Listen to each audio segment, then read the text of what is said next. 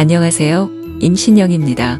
오늘은 우유, 산양유, 두유, 아몬드 우유 그리고 기리 우유 등 12개월부터 36개월 아동이 먹을 수 있는 여러가지 우유의 장단점에 대하여 알아보겠습니다. 말씀드릴 내용은 지금 보시는 2021년 미국의 논문을 참고하였습니다. 우유를 대체하는 대체 유제품이 점점 증가하고 있지만 이들의 영양 성분을 소젖과 비교할 수 있는 데이터는 많지 않습니다. 이 논문에서는 미국 농무부의 식품성분 데이터를 중심으로 시중에 판매되고 있는 여러가지 우유의 영양 성분을 비교하였습니다. 아기가 태어나면 모유나 조제, 분유를 먹습니다. 생후 12개월 이전의 아동에게 생우유, 홀밀크를 먹일 수 없습니다. 생우유에 포함되어 있는 유당을 아기가 소화하기 어렵습니다. 소젖, 산양유 모두 모유에 비해 단백질과 칼슘의 양이 매우 많아서 12개월 이전 아기의 콩팥에 손상을 줄 수 있습니다. 생우유는 아기의 위장을 자극해 미세한 장출혈을 일으킬 수 있고 다른 음식의 철분 흡수를 방해해서 종종 심한 빈혈을 유발할 수 있습니다. 따라서 생후 1년 이전의 아기에게 생우유를 먹여서는 안 됩니다. 생후 6개월 전후에서 아기가 이유식을 먹기 시작합니다. 이유식의 양을 조금씩 늘리고 12개월 즉 돌이 되면 전유, 홀밀크를 먹을 수 있습니다. 여러 가지 우유 중에서 아기에게 맞는 우유를 선택하여야 합니다. 가장 널리 사용하는 동물성 우유인 소젖, 즉 우유를 선택할 것인지 산양유를 선택할지 결정하여야 합니다. 또는 동물성 우유가 아닌 식물성 우유를 선택할지를 결정하여야 합니다. 식물성 우유 중에서 널리 쓰이는 두유를 선택할지, 최근에 유행하고 있는 아몬드 우유 또는 기리 우유를 먹을 것인지를 결정하여야 합니다. 파란색 네모에 있는 것이 12개월에서 36개월 아동의 1일 권장 섭취량입니다. 이 시기의 아동들은 열량, 탄수화물, 단백질, 칼슘, 철분, 엽산 및 비타민 B12 등의 미세 영양소를 균형 있게 섭취하여야 합니다. 미국 소아과 학회에서는 1세에서 3세 아동은 높은 에너지 요구량과 급속한 신경의 발달이 일어나는 시기이므로 음식에서 지방을 제한하지 않도록 권장하고 있습니다. 따라서 저지방 우유나 탈지 분유는 고도 비만이 있거나 고콜레스테롤 혈증의 위험이 높은 아동에서는 사용할 수가 있지만 그렇지 않은 경우에 1세에서 3세 아동에서 저지방 우유나 탈지 분유를 먹일 필요는 없습니다. 소젖 즉 일반적인 우유 8온스, 즉 240cc의 열량은 149칼로리입니다. 단백질은 7.69g으로서 1일 권장 단백질의 59%가 포함되어 있습니다. 지방은 7.93g 포함되어 있습니다. 엽산은 12.2 마이크로그램으로 1일 권장 엽산에 비해서 낮게 포함되어 있습니다. 특히 철분이 매우 낮게 포함되어 있어서 지속적으로 먹는 경우에는 철 결핍성 빈혈이 생길 수 있습니다. 따라서 철이 보강되어 있는 우유를 먹든지 다른 형태로 보충해 주어야 합니다. 이제 산양유 즉 염소젖을 대해서 알아보겠습니다. 산양유의 열량은 168칼로리, 단백질은 8.69, 지방은 10.1g으로 우유에 비해서 조금 높습니다. 산양유 영양 성분에서 주의하여야 할 것이 엽산이 매우 낮다는 것입니다. 우유에는 12.2 마이크로그램이 포함되어 있는데 산양유에는 2.44 마이크로그램만이 포함되어 있습니다. 동시에 비타민 B12의 양이 매우 적습니다. 따라서 엽산과 비타민 B12가 매우 낮기 때문에 산양유를 먹는 아동들은 엽산과 비타민 B12를 추가적으로 투여하거나 음식으로 보충하여야 합니다. 비타민 B12나 엽산 중에 한 가지 이상이 결핍돼서 세포 내 DNA 합성이 저해되어 나타나는 빈혈을 거대 적혈모구 빈혈이라고 합니다. 거대 적혈모구 빈혈의 적혈구는 모든 성숙 단계에서 정상적인 적혈구보다 크고 세포의 성숙 또는 발달에 이상이 발생합니다.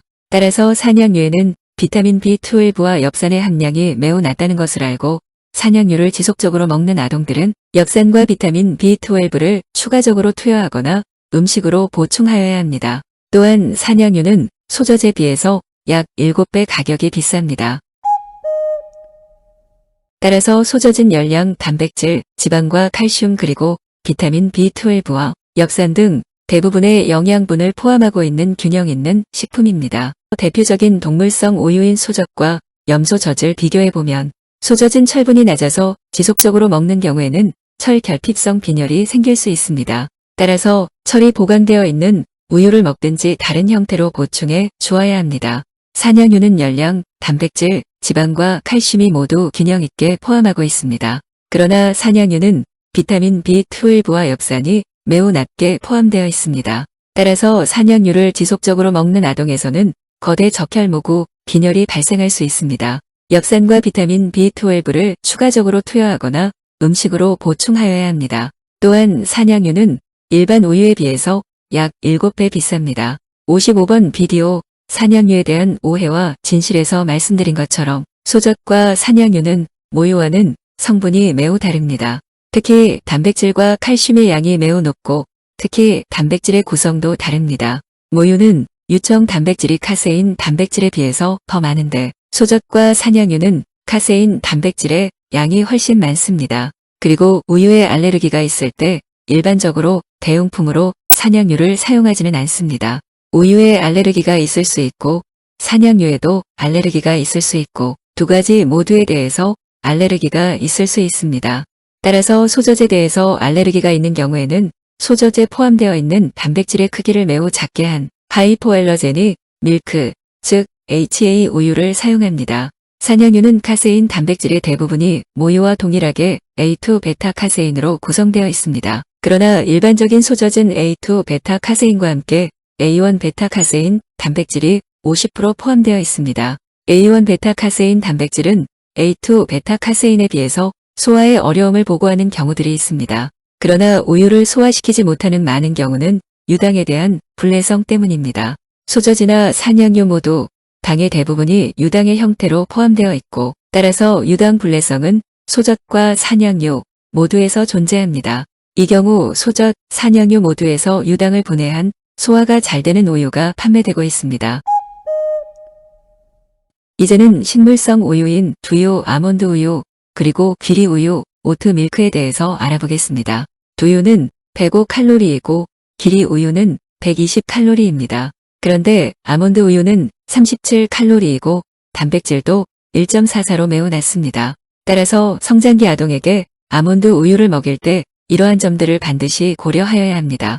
지방도 동물성 우유에 비해서 식물성 우유인 두유, 아몬드 우유, 귀리 우유 모두에서 매우 낮습니다. 아몬드 우유는 칼슘이 481mg으로 매우 풍부해서 모든 우유 중에서 칼슘의 양이 가장 풍부합니다. 그러나 아몬드 우유는 엽산의 양이 2.44로 산양유 수준으로 매우 낮습니다. 또한 비타민 B12가 전혀 포함되어 있지 않습니다. 따라서 아몬드 우유는 성인에서 다이어트 등의 목적으로는 사용할 수 있지만 성장기 아동에서 병적인 비만이나 고콜레스테롤 혈증 등의 경우가 아닌 경우에는 적당하지 않습니다. 또한 엽산과 비타민 B12가 부족하기 때문에 거대 적혈모구, 빈혈 발생 가능성이 있으므로 이에 대한 보충이 필요합니다. 아몬드 우유에 비해서 두유와 귀리 우유는 비교적 균형적인 영양분을 갖고 있습니다. 소젖과 비교해서 두유와 아몬드 우유는 2.5배 비쌉니다. 귀리 우유는 식물성 우유 중에서 가격이 가장 비싸서 소젖에 비해 4배 비쌉니다. 오늘은 우유와 우유 대체식품의 영양 성분에 대해서 알아보았습니다. 소젖은 비교적 균형 잡힌 영양분을 갖고 있어서 12개월에서 36개월 아동이 섭취하기에 적절합니다. 한 가지 확인해야 될 것이 철분의 양이 매우 부족하기 때문에 우유를 먹는 아동들은 철분 강화 우유를 먹든지 다른 형태로 철분의 보충이 있어야 합니다. 산양유도 비교적 균형 잡힌 영양분을 갖고 있지만 엽산과 비타민 B12의 양이 매우 낮으므로 이에 대한 고려가 필요합니다. 가격이 우유에 비해서 7배 비싼 고가 우유입니다.